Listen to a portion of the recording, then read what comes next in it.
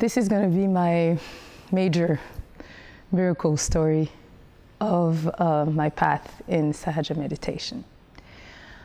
I have a very long version. I'll try to do this one a bit shorter, but it contains a lot of details, and I will try not to miss. Some people ask me, how did you get to Berlin? I say it was absolutely not planned. It was completely a leap of faith and really basically following the wind in every way.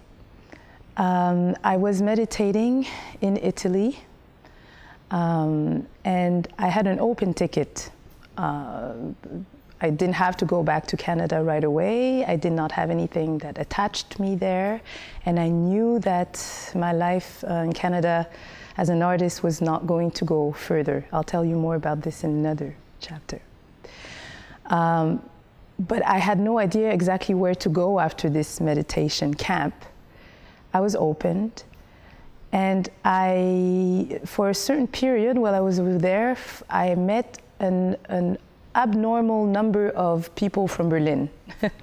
And I kept on wondering, why is it that I'm meeting people from Berlin all the time, whereas it is an international camp?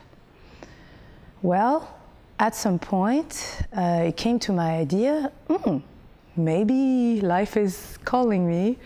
Maybe Berlin is the next step. I never thought of it.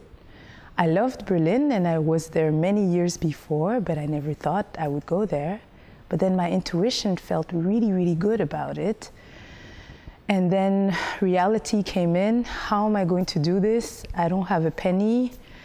I was victim of a terrible scam in Canada, so my finances were completely down. And I still felt that this was intuition and I could risk it. But logically, I could not pay the ticket to go there. The day I had to leave Italy and go back to Paris, which was the ticket I had. I had Milan, Paris, and Paris, Montreal. I went to the counter. My intuition while I was meditating said, go try to change your ticket at the counter directly. Okay. I went to the counter, spoke to a very nice man who told me, I'm sorry, I cannot change your ticket.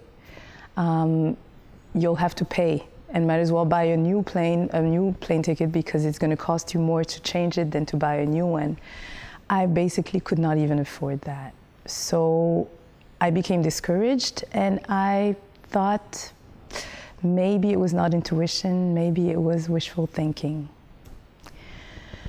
And at that very moment where I really concluded that it was not going to be possible, I took my luggage and I was going to go check in to this flight that was going to bring me to Paris. At that exact moment, there's a very, very strong, very loud noise, announcement voice that comes through the speakers. You know, the ones that talk about the different flights, announcements. But this one was so particularly loud that everybody had to cover their ears. And I couldn't understand what it was saying because it was Italian. And at that very moment, I saw the man waving at me to not go, to stay. So when it was finished, he told me to come, and I went back to him, and he said, that was an announcement that that flight you're about to take to Paris, it was just canceled. And the moment he said that, I talk about it, tears still come to my eyes. I really, really started to feel, whoa, wait a second, is this how big God can be? Because I really felt at that moment there was just a space of silence between me and this love. And I said, oh my God, is this my new destiny opening up? And I didn't dare asking, okay, what do I do next? And the man said, he checked and he said, you're on the next plane to Berlin for free. So this is how I got to Berlin.